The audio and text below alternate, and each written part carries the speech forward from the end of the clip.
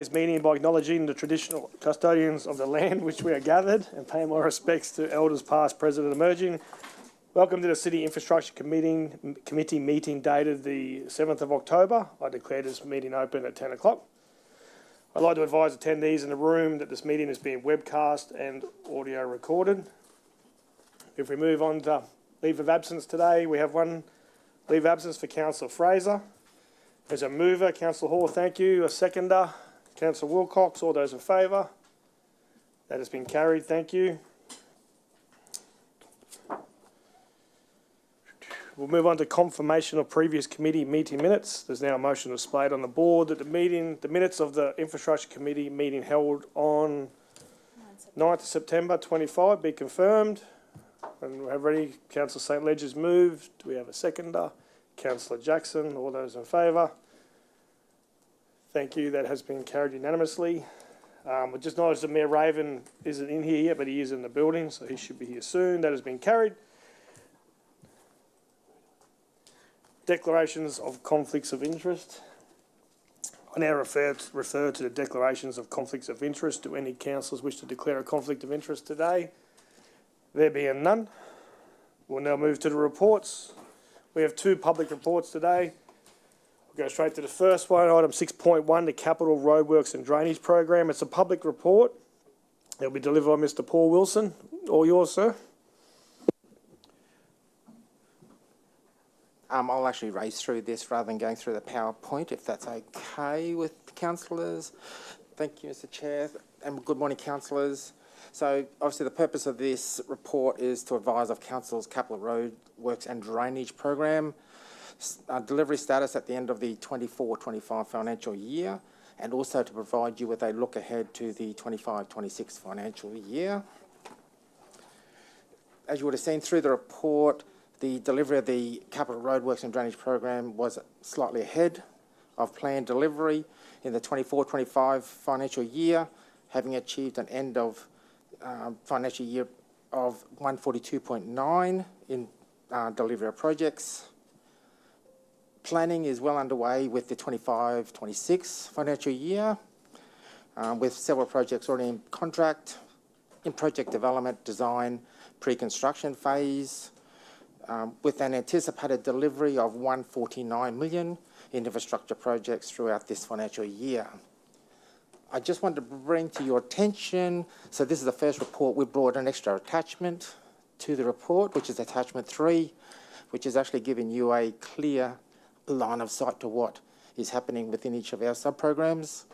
Any projects that are actually got a $0 amount against it, you'll probably see that there's future funding amount allocated to that project. So that will be in the 26, 27, 28 year financial programs. Any questions? Councillor Stemp. Thank you, Mr. Chair. Just two quick ones. Can I get some more information on the, I think it was 11.2 million was spent on the upgrade and enhancement of shared pedestrian paths, cycleways and other infrastructure. Would I be able to get a bit more detail on that just for the road safety meetings that we normally have, just to provide a bit more of an update? Yep, through the chair. Yep, I'll provide that for you. Yep. And the other one was the Bethania to Logan Village Rail Trail. Do we know when we're likely to get the answers on the funding and the progression of that one by chance? Is there like a time frame on that one? And again, through the chair, I believe Mr. Riley has been liaising with TMR. Okay. Through you, Mr. Chair. Thank you for the question. We've still been having some ongoing negotiations with DTMR. I am expecting them to come back to me in the short term.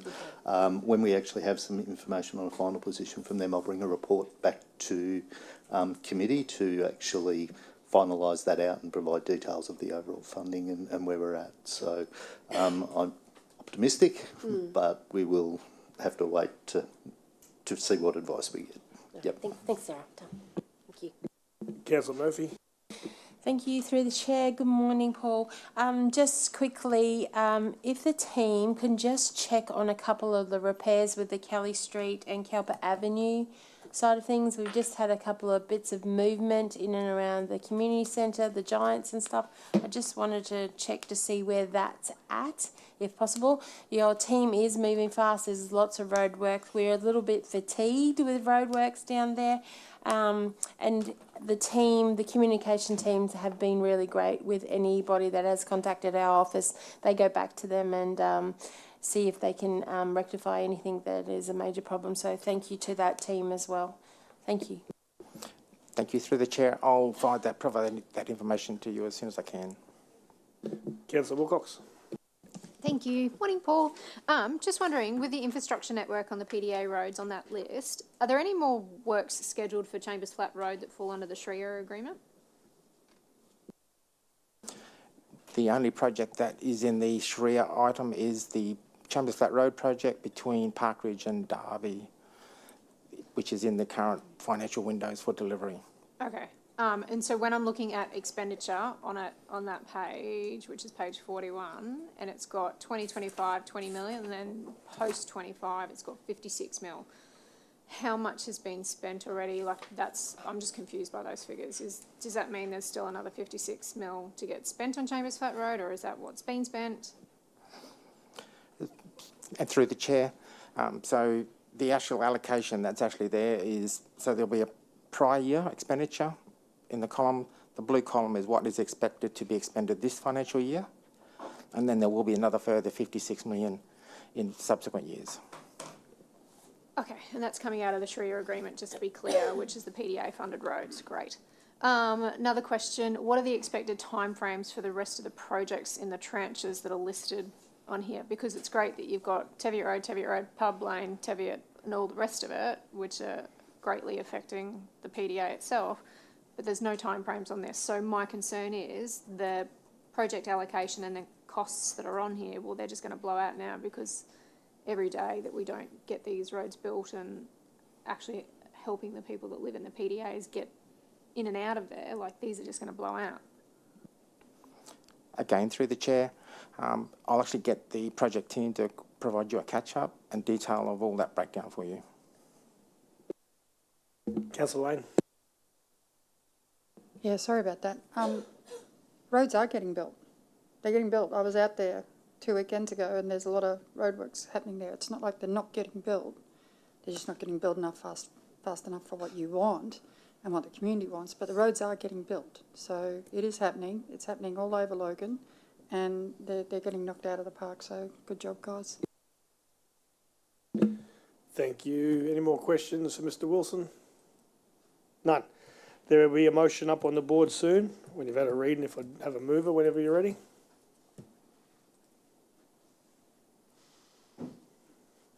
Moved by Councillor Jeremiah, seconded by Councillor St. Ledger. Does anyone want to speak to the motion? There being none, all those in favour? Thank you, that's been carried unanimously. Before I go to Councillor Wilcox, did you I'm want going to go against that one, thanks. Against? Before I move to item 6.2, does anyone have any general business for the Executive General Manager of Logan Water, Mr. Gerard Briley? There being none. Oh, hang on. The mayor tried, mate, but the mayor got in. I'm going to ping you with some really vague and annoyingly frustrating issues that keep popping up on socials. So somewhere near, and Councillor Bradley might be able to help me with the address on this one because it's Division 1. I think I've been pinned about 4 times for a leak that's outside of, is it Toyota Springwood? No, not Toyota. What? It is Toyota. It's Ford, outside of Ford Springwood. Apparently someone had a slip and fall on the footpath the other day, and Darren from Ford Springwood has reported it so many times that he's sick of reporting it to you guys. So if we could have something done down there, that would be amazing. Mr. Mayor, I can take that. I'm unaware of the leak, but I can definitely look into it for you. Excellent. Thank you very much. That'll be the only one off the top of my head. I'm sure I'll send you an email later with all the other ones I dealt with over the weekend. No one else has an EGB? Thank you. Our next item is item 6.2, which is a temporary road closure of Demio Road and Bush Tucker Road, Berrimba. It's a public report led by Ms. Megan Gould. Thank you. Good morning, councillors. So this report seeks council approval for temporarily closing the southern end of Damio Road and Bush Tucker Road in Berrinba. Unfortunately, this is due to extensive and ongoing illegal dumping and hooning activity. Council has expended a lot of resources trying to manage it, daily patrols, covert surveillance cameras, weekly waste removal and extensive community consultation, but unfortunately it's just not alleviating the problem. So the proposal is to install bollards, signage to temporarily close that section off, maintaining access to the park and emergency access as required.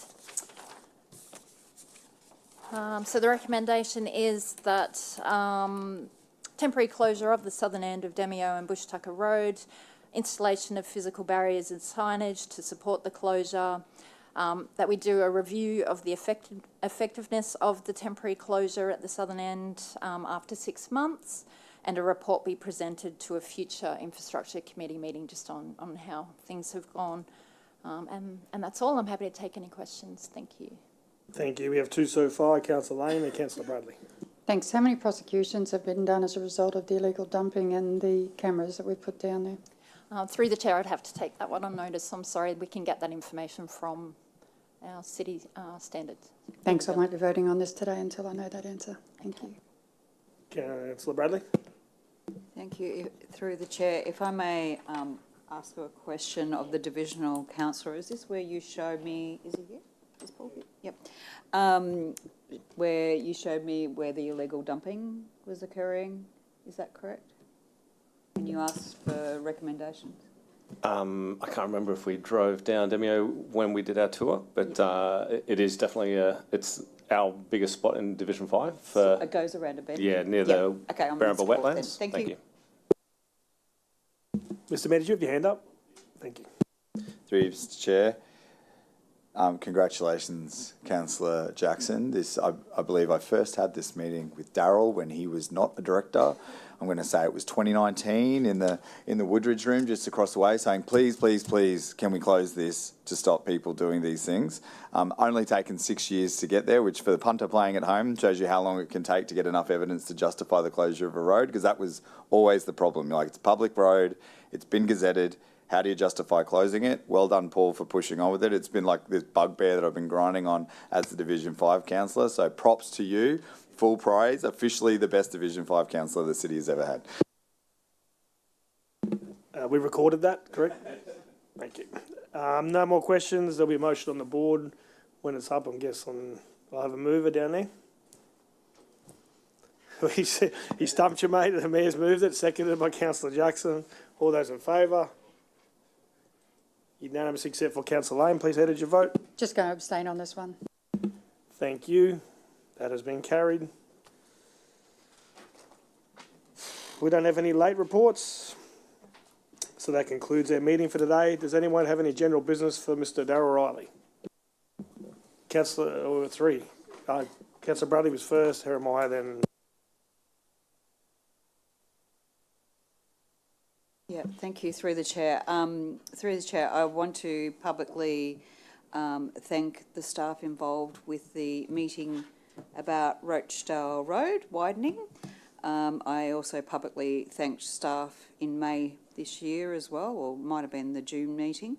Very grateful for their involvement and their expertise in the matter. Thank you. Thank you. Councillor Jeremiah. Thank you, Mr. Chair. Today I'm going to ask questions about 5 important projects in Division 8, and I've emailed the Roads Department and the CEO, so there's plenty of notice, but these projects, funding has been identified for them to get done. They're very important to the community, and we've seen delays with many of them. So I'm wanting the community to know what's happened with each of these projects so far, when will construction start, and what's in the way of construction starting. So the first project that the community is really keen to know what's happening is the upgrade of the intersection outside Logan Reserve State School. That's the intersection of Logan Reserve Road and School Road. Now, council has funding to install traffic lights there. It's a very, very busy spot with many crashes, and the community would love to see those traffic lights installed ASAP.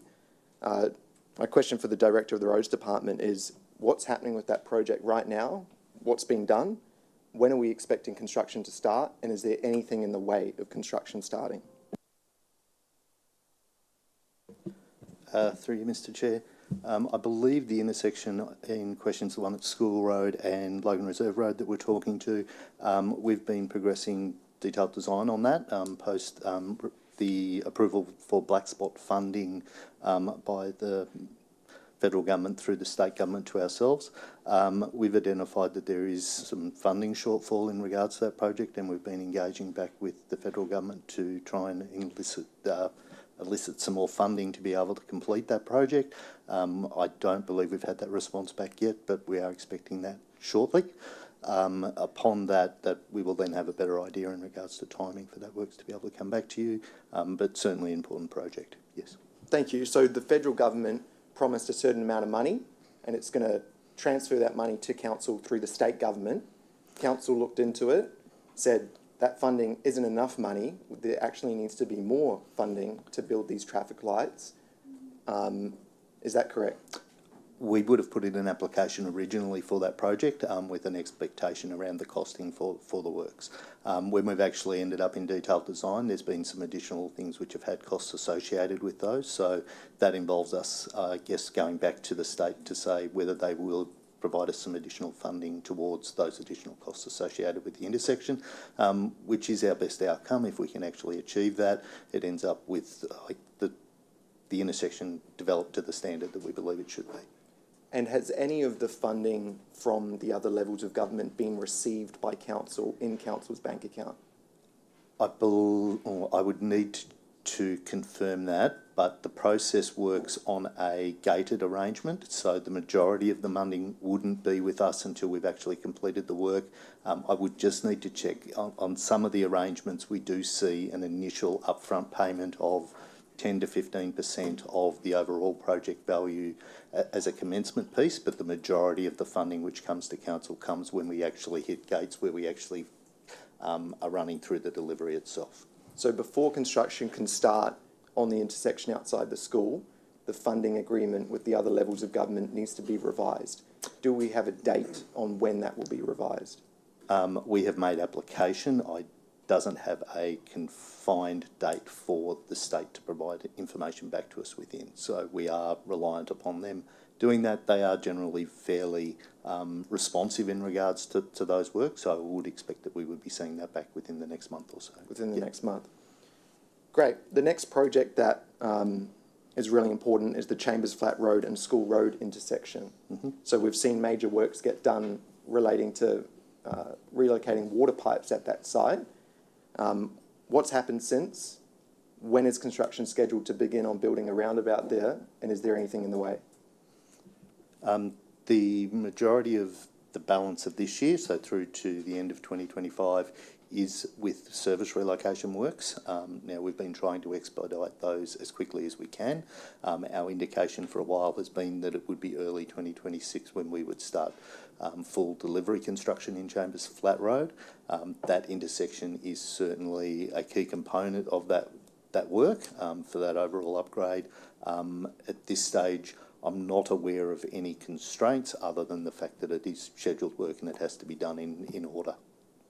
Okay, so we've seen that the utilities that have been relocated, looks like Logan Water's done their job. Mm-hmm. What are the utility providers that we are still waiting on?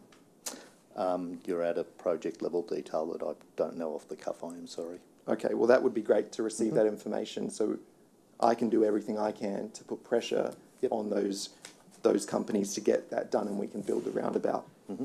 Next one is we have an issue in Division 8 when it comes to pedestrian access. Developments get approved by council in different areas, but the roads to connect them aren't upgraded.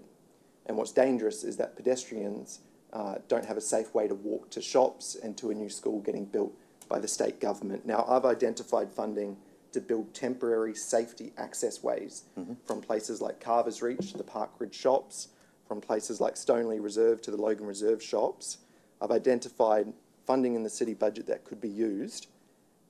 What's happened since? when are we expected construction to start, and is there anything in the way? There is quite a few locations which you have identified with us in regards to those works, and we've done preliminary investigations for a lot of those works in the process.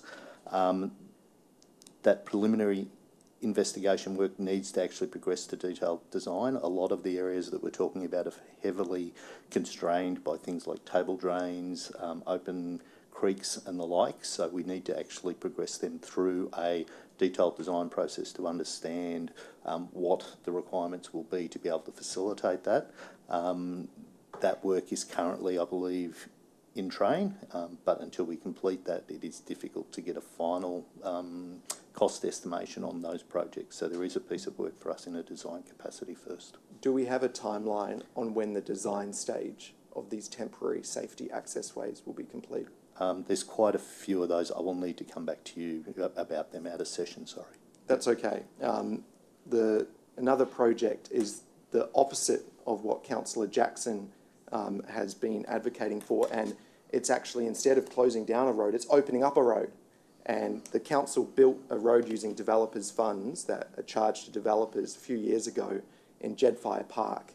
Now, unfortunately, this road was closed off and it can't be used to access the park. Now, I've identified that we could create a turnaround bay, open up the road and make the park accessible. I've received information back from council officers with extreme amounts of money and large scopes. I've asked it to be reviewed. When can we expect that review to get done? We're doing that review at the moment. We've certainly looked at the road connection through there. It's feasible for us to be able to do that fairly readily for normal vehicles, so where we're talking mums and dads being able to drive through there. The difficulty which we're just trying to work through is if we end up with heavy vehicles accidentally in that location, as it stands under the current footprint, it would be difficult to turn them around. We're trying to find a very cost-effective way to do that. We would prefer to be able to open it without having to spend significant funding in that location, because it's not going to provide a through connection. So I'm expecting we would be looking at that within the next month, would be my expectation. It's just surprising that it takes so long for an investigation to get done when skinny roads with far smaller turning circles are approved by council on the regular in that same area. So it'd be great to get that project expedited. The other project that the community is really calling for, and it's been years since it started, is installing a simple gate at Flinders Park. Now, a petition was lodged with council with hundreds of signatures. Funding was identified, funding was secured, but we still haven't seen that gate get built. They're just asking for a simple gate. When can we expect construction to start? That one, I believe we're back looking at trying to do that in a more cost-effective manner. So I think there was an original plan in place for that, but I don't know that off the cuff. I will need to come back to you on that one. Okay. Well, thank you for the answers, and I look forward to receiving that information. Yes, Thanks. most definitely. Thank you, Councillor Wilcox. Thank you. Not necessarily for Daryl, although Megan has just gone. Oh, she's up the back. Sorry, thank you. I'm not really sure, Megan, if this one's for you or if it's for Christian now. It is just a very quick question on flood mapping. With the properties that were sent out, flood mapping letters and that sort of thing, are you able to send me a list of affected properties that received that flood mapping letter and any actual properties that are actually flood mapped, so that I can actually refer to it when people are actually contacting me? Through the chair, so we can provide, I believe, and Councillor Bradley received it, I think it was a list of addresses. It's the owner addresses, not necessarily the property address, but the owner that they were sent to. And so that was for all properties identified in high and moderate flood risk and low flood islands. I would love that if you could get it to me by the end of the week. That would be fantastic. Thank you so much. Thank you, Mayor Raven.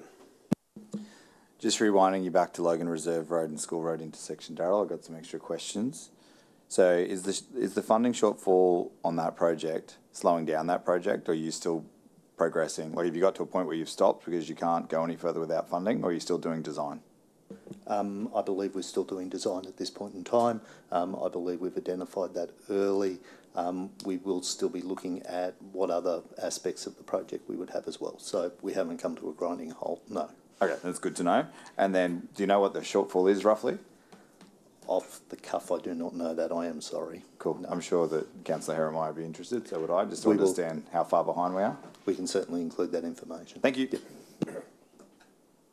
Thank you. Any more GB?